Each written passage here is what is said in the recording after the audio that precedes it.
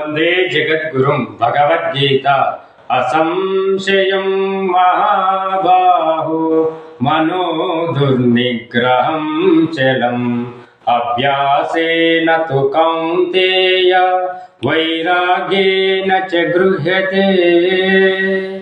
అర్జునుడు అంటాడు, పైన పోయే గాలినైనా పట్టుకోవచ్చు, సముద్రంలో అలలైనా పట్టుకోవచ్చు, కానీ ఈ మనసును పట్టుకోలేము అంటాడు.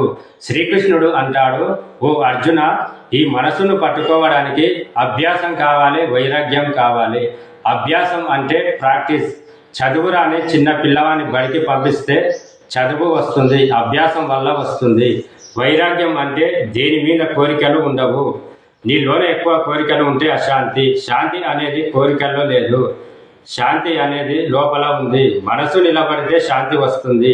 ఈ ప్రపంచాన్ని పట్టుకుంటే దుఃఖమే, అది బాధతో కూడుకున్నది. ప్రతి వస్తువు కూడా మార్పుతో కూడుకున్నది. మార్పు లేనివాడు పరమాత్మ. ఆయనను